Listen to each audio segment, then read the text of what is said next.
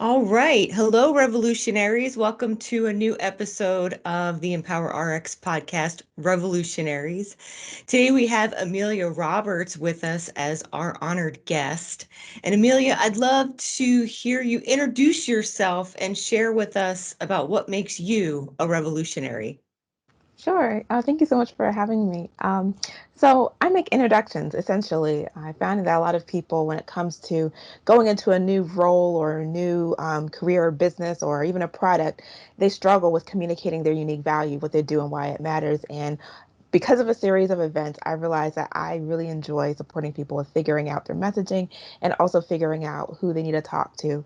And so, right now, among other things, I do have a foot still in the healthcare arena, and I support people with figuring out unique messaging, who they need to be collaborating with, and really developing their creative eye for opportunities and strategic partnerships. Wonderful. Awesome. So, I mean, I know you know a little bit about our audience, but I'm super excited, to really kind of pick your brain and have you share, some tidbits with our budding entrepreneur audience that all have a background in healthcare. So, the majority of the folks that we work with are nurses, just because as far as healthcare professions go, they're the highest population of them and the most needed. Um, but we work with a wide variety of allied health professionals, all types of clinical roles from lab and everything you can think of. And so I'd love to hear a little bit about your background, because that's always so encouraging to our audience, because going from a clinical, bedside or even administrative role in healthcare to being a small business owner is sometimes a big leap. So I'd love to hear a little bit about that in your journey.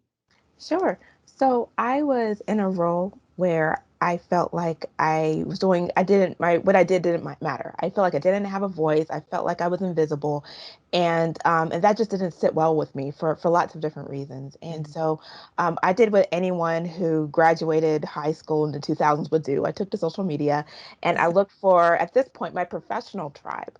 I looked for my professional tribe, people who are in healthcare, who are doing interesting things. And one thing led to another. I was invited to speak to a group of professionals in Las Vegas, health IT marketers. I connected with people who are doing very interesting things and with EHRs and interoperability and just very interesting conversations I was involved with. And so I started to think, how else can I bring these conversations into my institution? And for anyone who's tried to do institutional change inside their organization, they realize that's a little bit of a challenge. So I said, you know what, let me do this on my own. I had a baby cousin who had her own business at that point, and she started her own business. I was like, I wonder if I could make a business out of this, teaching other people how to use social media in a way where they get to create professional relationships at scale. I wonder if that can be a thing. Mhm. And it was a thing. I found people I was able to help and serve, and one thing led to another. And so now, alongside what I do inside of healthcare, I'm also supporting organizations and professionals who want to advance and learn how to create relationships at scale in different ways as well.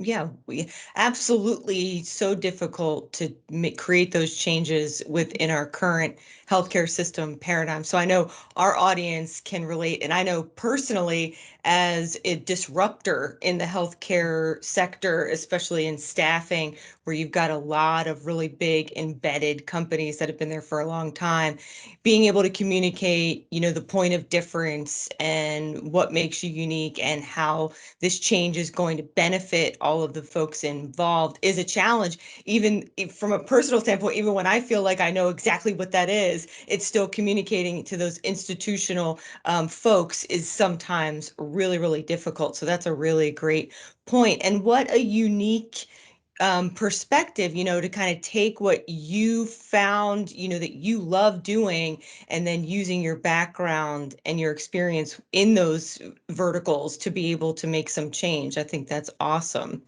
So, what would you say to as far as new entrepreneurs that are in the stages of planning their business. I know we talk a lot in our clinician entrepreneurship program, early on doing just basic stuff like, your SWOT analysis and identifying, who you are as a medical professional and who you are as a budding business owner to identify those areas where you will definitely need collaboration, and just start to get to know yourself and where your journey is going at that moment, because it always changes, right? Things happen, you meet people, and things change. Um, so what would you say to folks in that early stage that are just starting to plan and just starting to take a look at who they are and who they want to be as a small business? Um, I would say start with, this is going to sound, we hear this all the time, start with your why. but Yeah, yeah. there is this great book called from Simon Sinek called Start with Why, and I Hmm. really encourage everyone to read that book. That should be required reading, period. Um, Once you read that book and you kind of have a better sense of your why, I want you to think about why what you do matters in the context of the people that you might be serving.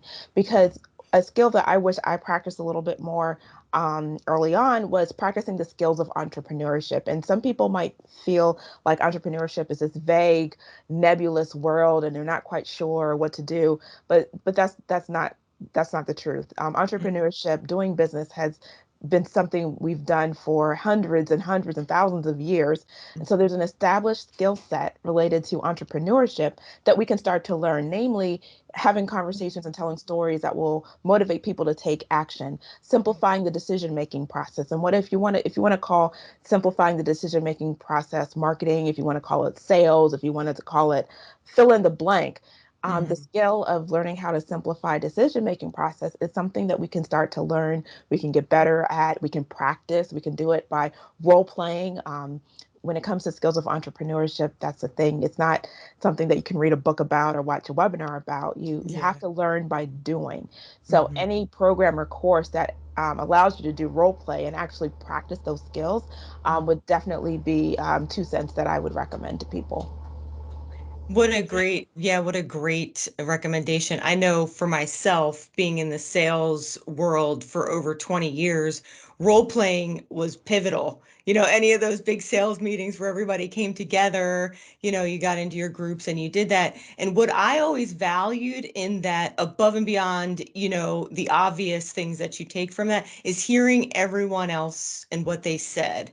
So that I always said, I'm going to steal that right from you and I'm going to take it back with me, and I'm going to use it and be successful, because it's like building up this library, that in your brain of how to tell the stories, and just hearing different people is so valuable. I say to our folks in our course, we do a whole module on a basic sales and marketing program just to get people up and running, because you have to really, as you said, do that in order to grow that skill and build that story. And I always say the best thing to do about, cold calling and having those conversations is just have them. There's nothing else you can do. You can prepare for contract negotiations. You can, get that marketing plan in place as far as who you are. But until you start having those conversations, it's just you're going to be stagnant. So I totally agree with that. Yes, yes. Super important. And I love that that's what you teach. And I didn't know about your 20-year background in sales. I mean, so people who are listening, you're in such safe hands with this lady. Because there are so many coaches out there that it's just, I don't want to talk too much about it, but I call it on the internet streets for some time. I was first Mhm. introduced to online marketing and social media back in 2007. So it's been over 10 years. And along the way, it's just so interesting how many coaches come along and they never actually did the thing that they're coaching and they're training. It's like they watched the video or two, they watched a webinar or two, and now they're teaching stuff. And it's a lot of intellectual stimulation. And those of us in healthcare, we love learning things, right? For Right, us in healthcare, learning feels like work. We're even rewarded, we even get to advance our jobs based on how much we learn. right, And in the business world, it doesn't translate like that. You right, don't get gold stars or secure contracts because of how much you know about a thing. And so, right. for those of us who are thinking about other ways to use our expertise, when we look at marketing and sales, we think that we need to become a marketing and sales guru and perhaps go back and get another degree in marketing just in order to get clients in. And that's not how any of this works. So I love that you have that course in your program. That's cool. Oh, thank you. Yeah. And just kind of one of the other things that I thought about as you were sharing was about, when I think, storytelling, that is it's key in marketing. And I don't like to use those common words like marketing or sales. I mean, we have to sometimes to communicate to people, but I loved saying, well, you're really telling a story and you're building a relationship. And I think one of my challenges that I look at with our client base and the folks that we're serving from the clinician entrepreneurship avenue is exactly that healthcare check it off, right? They're, oh, I want a checklist, and which I love that. It's fantastic because they want to learn new skills, but you can't just check it off and it's done when you're talking about becoming a storyteller, and most importantly, when you're building a relationship. It's not just one phone call and then, oh, I checked it off. I did that phone call. I didn't get the contract. And so I'd love to hear your perspective on that as an encouragement, to our folks who are starting out and having those conversations. I'm constantly looking for ways to encourage them to change that mindset and look at this as a long relationship building endeavor. So what's your take on that? So I'm going to tell a story. I'm going to do it by Yay. telling a story. So one of the services that I offer is virtual speaking tours, right? Hmm. Where people get to have conversations with people who might be able to buy from them, who are could be great referral partners, have access to people who could be their best buyers. So I had a client. We did a very robust tour. I think it was like 30 people who had communities, who had audiences, who had email Hmm. lists. And long story short, so she went on that tour, talked to all these different types of people. And in my head, I didn't communicate it to her, so this was my fault. I'll take the hit on that. I've learned and changed things differently. But in my head, I thought that she would just know automatically to keep in touch with these people. But in any case, so what she did, she had all these conversations. She was on podcasts, she was on webinars, she was part of these events and that, this and the other. And then there came a point when she had another thing coming up. She had another event coming up, and she was like, okay, so I need some more people to talk to. And I was like, tell me more about the 30. Tell Right. me more the 30, the dozens and the hundreds, the thousands of people. Tell me more about them. And she said she didn't know she had to keep in touch with them. Right. So I was like, oh, okay, well, and what came in my head to automatically keep a relationship going didn't come into the head of other people. So long story Right. short, when you meet these people who have access to your best buyers, they hold conferences and events. They have a podcast. You've been on their podcast. You Mhm. educated their audience. It would make sense to put them in a place. I believe in CRMs for even personal use. I have Trello set up for that, to have them in a place where you check back on them to see what they're up to. Are they launching something new after you've done your interaction? Are they launching something? Can you share that a couple times on your social media profile and Right. tag them? Can you forward something to their audience and said, and let them know, like, hey, Mhm. you know what? This looked really nice. I sent this to my audience. I wish you the best. Can you sort of keep that relationship going so Right. that when you're launching a new product, new service, or you have something else coming up, when you reach back out to them to perhaps, educate their audience again, or maybe do a different type of collaboration, it's not out of the blue. Right. So I hope that helps. Yeah, absolutely. I think that, the CRM thing is super important. And I always say it's, whatever tool you want to use, Yes, whatever. yeah, it doesn't matter. But I say, think about how difficult it is to have that first connect, right? And it's gold. It's the most important thing that could happen.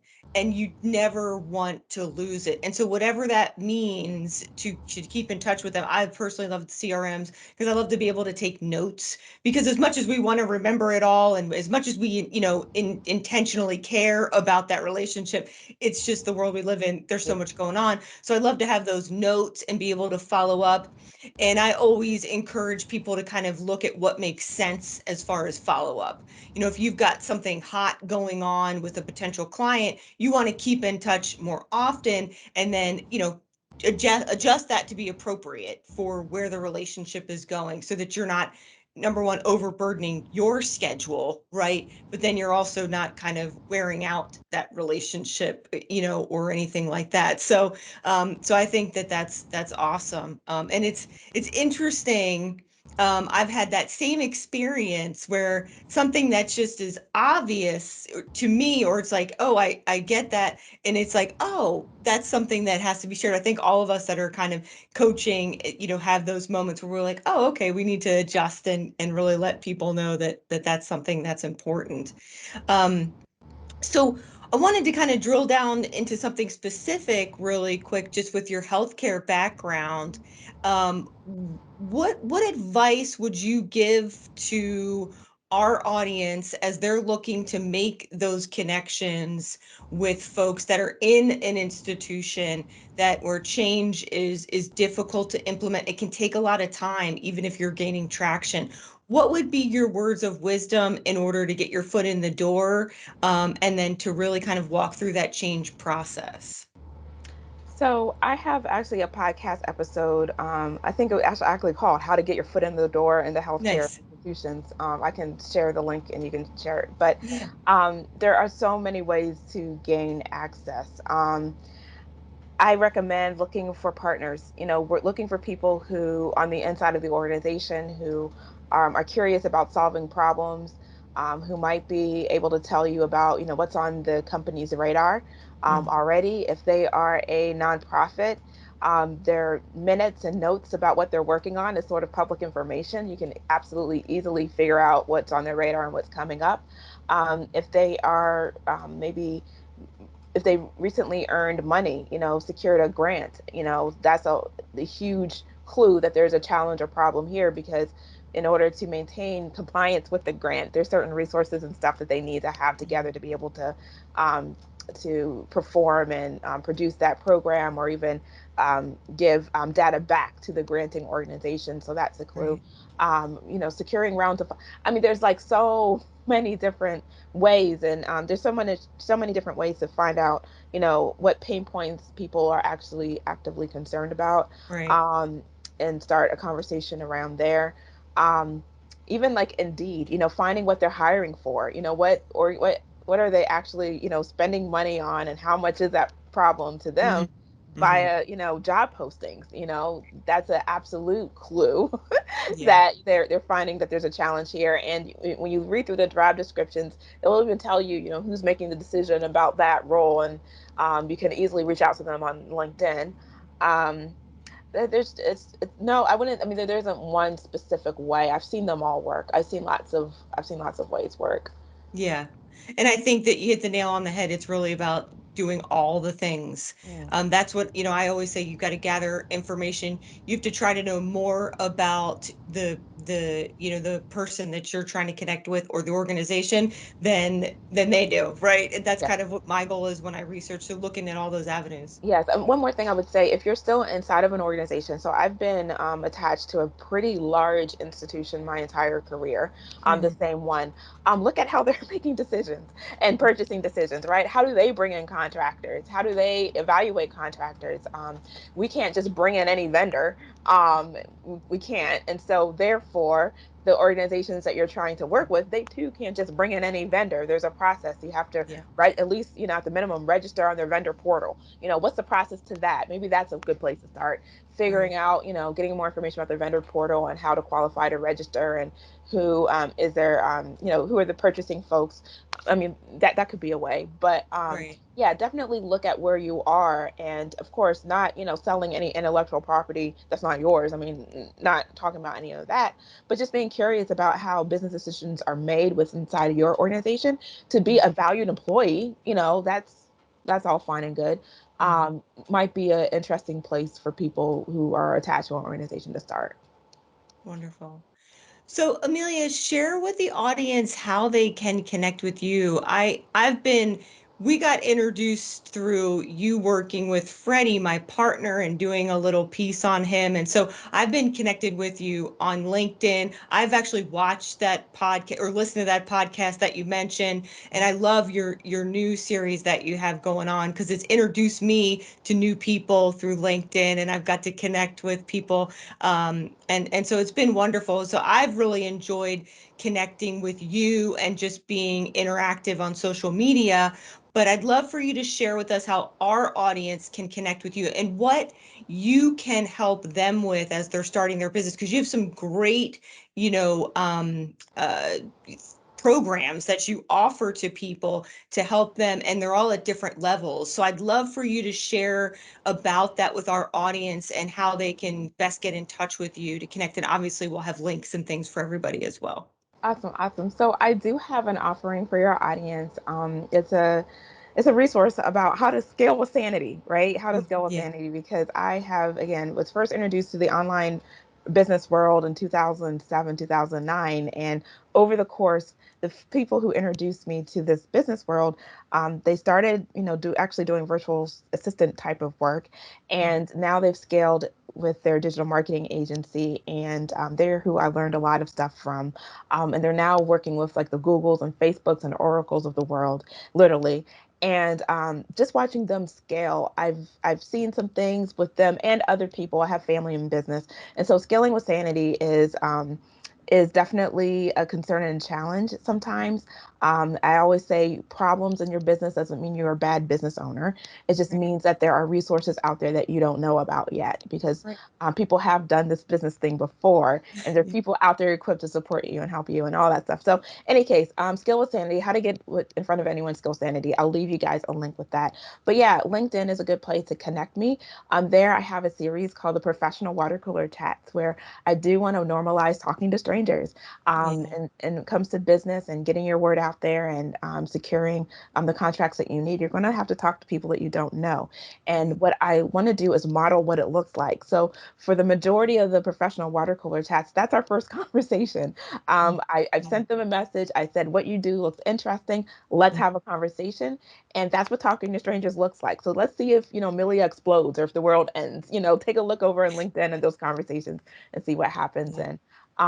And so, yeah. And also, like you said, I want to introduce resources to professionals, healthcare professionals, especially. We may not know all the different types of resources that are out there within our walls of the institution. We're not going to we don't go to happy hour after our shifts and Yeah. meet all these different people. So I just wanted to sort of bring other folks into their world. But yes, LinkedIn is a good place to connect. I have a podcast called Confident Collaborations where I share more about some of what I'm sharing about now. And yes, I'll share with you a link to the audience, that article about how to get into healthcare systems as well.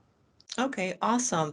And I know one of the things that intrigued me on your website was the package that you offer that helps people get an action plan Yes. together, for kind of how they're going to tell their story. That's how I understood it. And when I thought of our audience, because again, it's that action plan, that's very much like how we structure our programs just because it fits our audience really well. And so I was hoping you could share just a little bit about that because I think that might be something that could be extremely valuable for the folks that we're working with, especially as they kind of get, a few months into things and start to really get their feet under them. Yeah. So the Skill with Sanity resource actually has a link to the action plan, but essentially it Okay. gives an example of a virtual speaking tour, right? Because I always teach, what I do is I sell time, not information. So it's a virtual speaking tour. You can absolutely do your own virtual speaking tour. List out the places that, have your best audience or whatnot. Develop a pitch, develop a pitch template, why what your offer matters to them. There is a storytelling framework I like to use called building a story brand. And that's essentially where you talk about the problem you solve, the solution you offer, and the happy ending we all can enjoy. And when you send out, your pitch in that format to somebody who has an audience that you can serve, um, Mhm. it's an easy yes. It's an easy yes. And so there's an action plan related to that. But I will, yeah, definitely send you guys the link to that. Oh, that would be wonderful. I'm excited to take a look at that too. I know that I'm always looking to grow, and as far as our company, we're at a place right now where we are looking to scale and grow. And so I'm excited to get those resources as well. So any last words of wisdom to share with the audience? I've really enjoyed spending some time with you this morning, and would love for you to kind of leave it with what you would like to have our audience end on. Sure. So there's this quote that I say all the time. It's from Reid Hoffman. He's the co-founder of LinkedIn, a guy who knows a thing or two about connections and opportunities and whatnot. But he says opportunities do not float like clouds in the sky. They're firmly attached to individuals. So if you're looking for an opportunity, you're really looking for people. So when it comes to finding new opportunities in your life, it really is about figuring out your unique value, learning how to articulate it in a way that simplifies the decision making process so that you are the obvious choice. And of course, connecting with people that you can serve and keeping those relationships going. Yeah, awesome. Wonderful. I love it. Well, Amelia, thank you so much again. Looking forward to staying connected with you. And I'm really excited for our audience and the folks that we serve from the medical world to get connected with you as well. And I hope you enjoy the rest of your day. Oh, same. You too. Thank you so much. Take care. Thanks, you too.